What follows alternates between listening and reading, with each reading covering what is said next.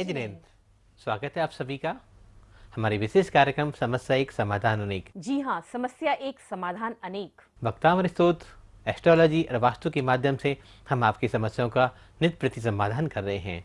ये जो विशेष श्रृंखला चल रही है, ये वक्तामर के 48 काव्यों की श्रृंखला चल रही है।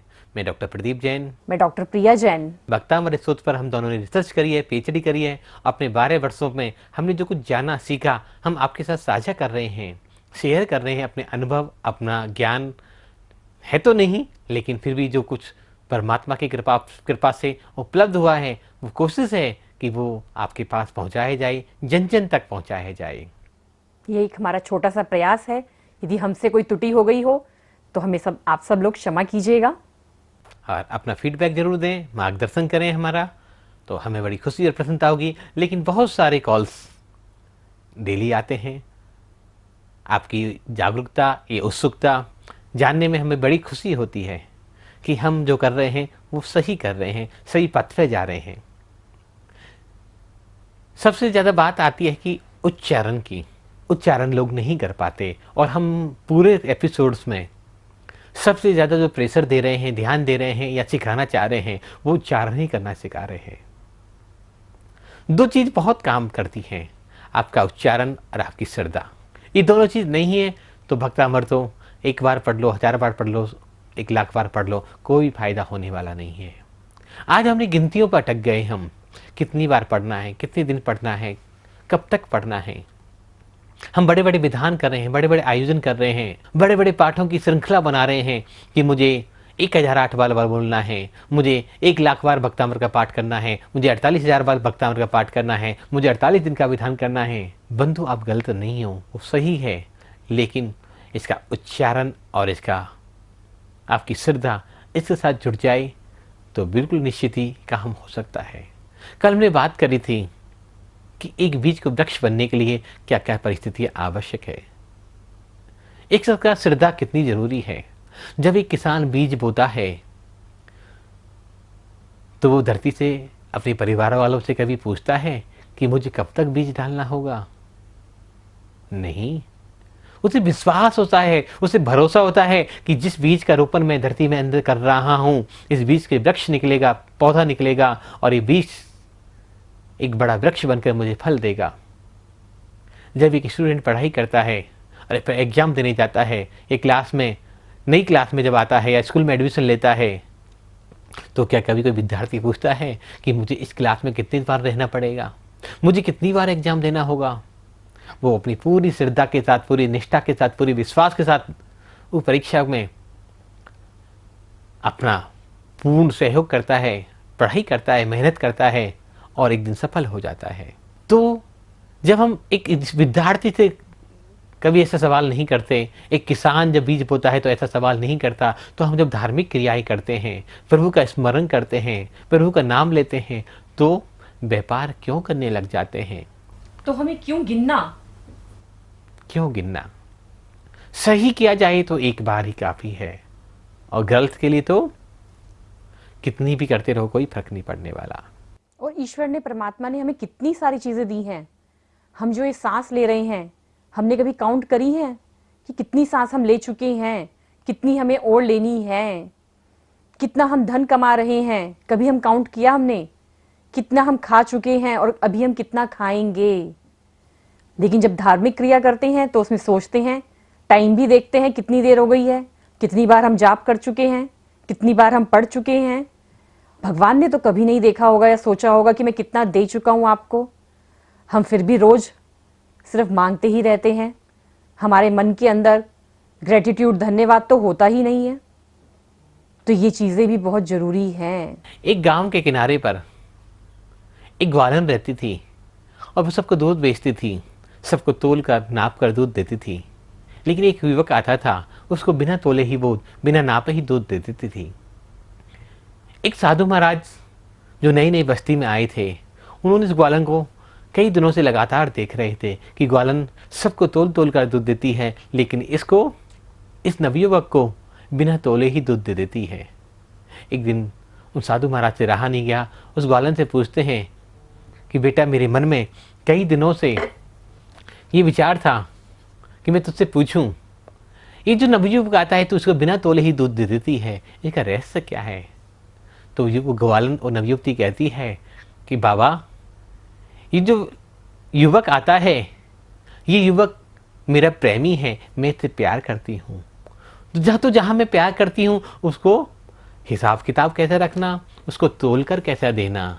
तो जिस परमात्मा ने हमें सब कुछ दिया है, जिस परमात्मा के हम अंश हैं, जिस परमात्मा के वंशज हैं, क्या उसी के नाम को गिन गिन कर किया जाएगा? उसी के नाम को तोल तोल कर आगे बढ़ा जाएगा? कैसी विडंबना है ये। हम समझ जाएं कि हम उसे प्रेम करते हैं। सच्चा प्रेम कभी भी बंधनों में, कभी भी दीवारों में बंधा हुआ नहीं होता। और उस परम पिता परमात्मा, उस प्रकृति से, अपने आराध्य से, चाहे उसने सृष्टि को बनाया या नहीं बनाया, लेकिन हमारा सोर्स सिर्फ वही है कि हमें उसमें ही लीन हो जाना है और जिस पथ पे वो आगे बढ़े उस पथ पे निरंतर आगे बढ़ते जाना है। तो उसका नाम लेते हुए गिनती क्यों जरूरी है? दिन गिनना क्यों जरूरी है? समय देखना क्यों जरूरी है? तो जब तक हम उसे प्रेम करें, जब तक हमारी उससे चाहत बनी रहे, तब तक हमें उसका स्मरण करते रहना चाहिए। हर पल आनंद में डूबे रहना चाहिए। और जो आनंद में डूब जाता है, जो मस्ती में डूब जाता है अपने परमात्मा की, वो सब कुछ पा लेता है। प्रेम भक्ति का एक रूप है। और आचार्य मानतुंग स्वामी ने जिस काल में भक्तामृत स्तोत्र की रचना करी, वो पूरा युग भक्ति काल था। उस भक्ति काल में मानतुंग स्वामी ने क्या कभी आपने देखा पूरे भक्तामृत स्तोत्र में एक भी काव्य में उन्होंने शिकायत करी हो, अपना दुख या रोना रोया हो, अपनी पीड़ा या परेशानी परमात्मा को बताई हो? क्योंकि वो प्रेम करते थे, वो भक्ति कर रहे हैं, वो श्रद्धा से झुक रहे हैं उनके चरणों में। और जो ऐसी स्तुति करता है तो वो स्तुति का महत्व भी जानता है, उस चीज का फल क्या मिलने वाला है वो ये भी जानता है। तो मानतुंग स्वामी जानते थे कि जब मैं अपने प्रभु, अपने आराध्य ऋषभदेव प्रभु की स्तुति करूंगा, प्रार्थना करूंगा, भक्ति करूंगा, तो मेरे कर्मों की निर्जरा हो जाएगी और मैं उत्तम सुख को प्राप्त कर जाऊंगा। हम किसी भी कार्य को प्रारंभ करते हैं तो विकल्प पहले खड़े हो जाते हैं, होगा या नहीं होगा, कब तक करना है, कितने दिन करना है, कैसे करना है।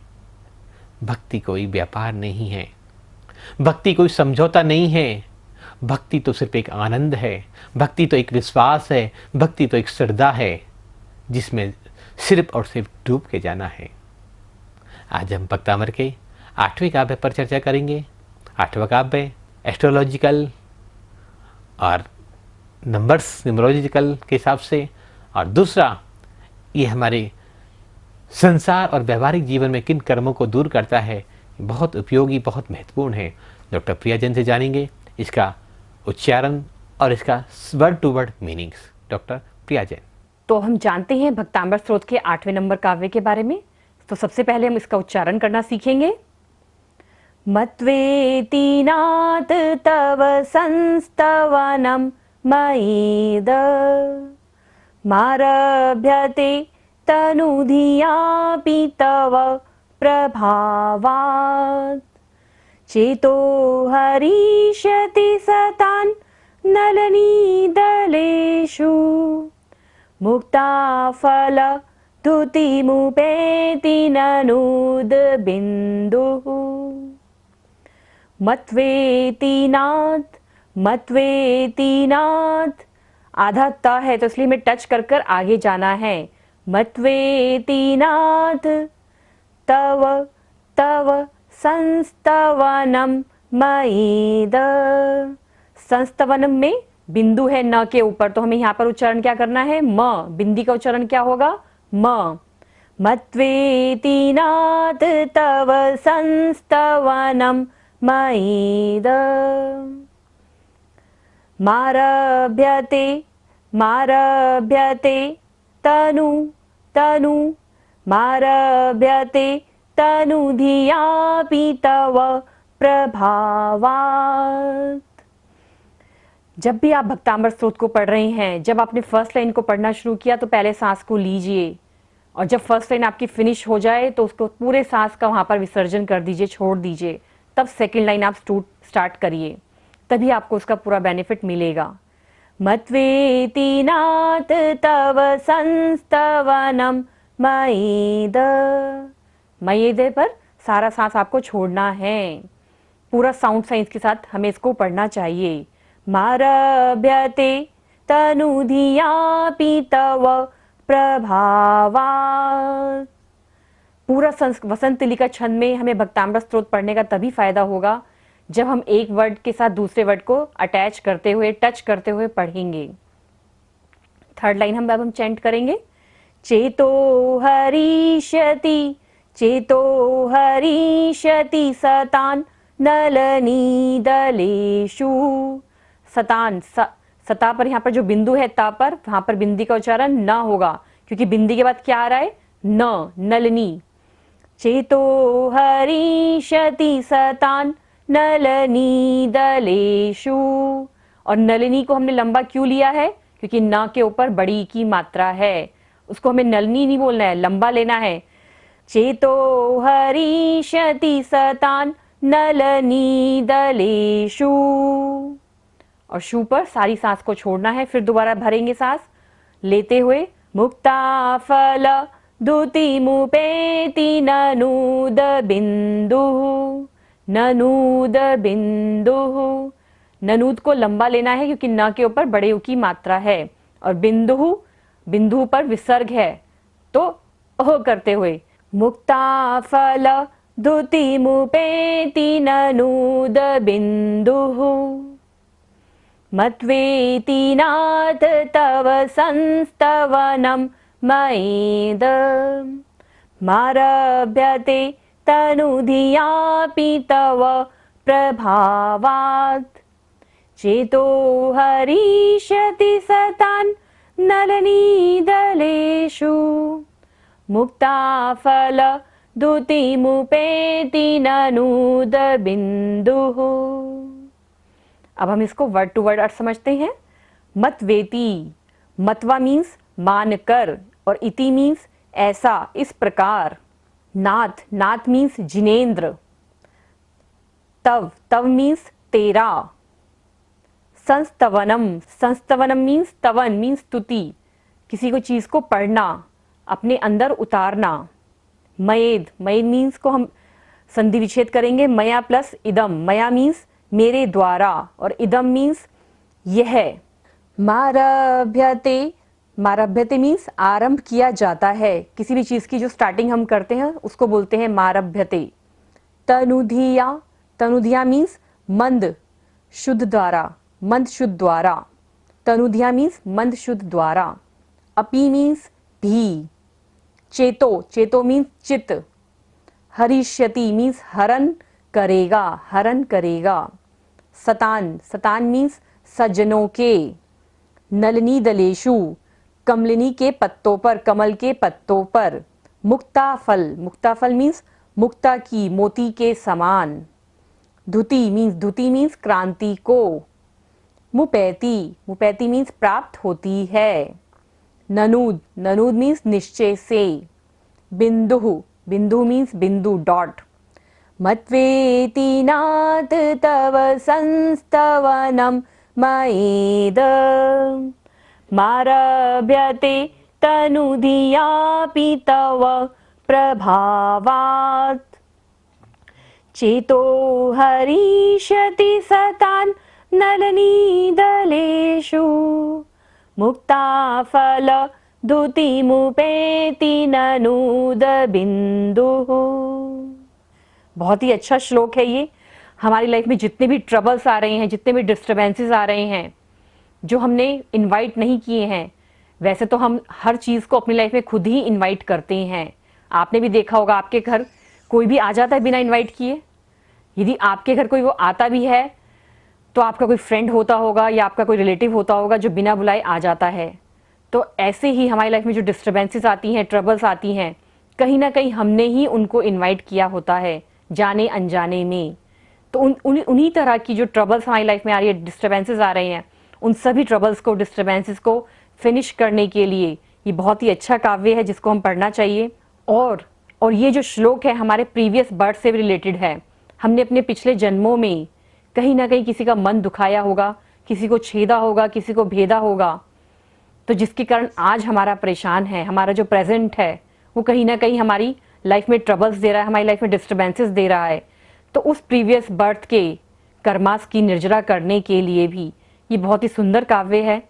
हम सबको इसका काव्य का पाठ जरूर करना चाहिए, क्योंकि जाने अनजाने में ही सही हम कभी ना कभी किसी जीव को दुख दे देते हैं, लेकिन हमने कर्म तो बांध लिया, उस कर्म से तो हम जुड़ ही गए। तो जब हम भक्तामर का 8वां नंबर काव्य का पाठ करेंगे, तो मैं ये तो नहीं कह रही कि हाँ उस कर्म की आपकी पूरी निर्जरा हो जाएगी, लेकिन आपको उसमें कहीं ना कहीं राहत जरूर मिलेगी। इन चीज़ों का पाठ, भक्तामर स्तोत्र का पाठ करने से देखिए क्या होगा। मान लीजिए आपका एक्सीडेंट होना था और आपको 15 डेज तक हॉस्पिटल में एडमिट रहना था, आपका ऑपरेशन होना था, बहुत सारा एक्सपेंस होना था, लेकिन जब आप धर्म के साथ जुड़ जाते हैं, अपने ईश्वर को, अपने परमात्मा को अपना ध्यान लगाने लगते हैं, उस एनर्जी के साथ आप कनेक्ट हो जाते हैं, तो पैर तो जरूर में चोट लगेगी, लेकिन एक दिन ही घर में आप आराम करेंगे और अगले दिन आप ठीक हो जाएंगे। तो ये भी बहुत अच्छी चीज़ है कि हमने अपने उस कर्म को कहीं ना कहीं, उसकी जो डेंसिटी थी वो तो हमने कम कर ली, जो उसकी फ्रिक्वेंसी थी उसको तो हमने कम कर लिया, हमारे अंदर ताकत तो आ गई उसको झेलने की, उसको बर्दाश्त करने की। कई लोग ये क्वेश्चन करते हैं हमसे कि मैं इन चीज़ों का पाठ कर रहा हूँ, लेकिन तब भी मेरी लाइफ में बहुत सारी प्रॉब्लम्स हैं, बहुत सारी ट्रबल्स हैं, कुछ भी ठीक नहीं चल रहा है।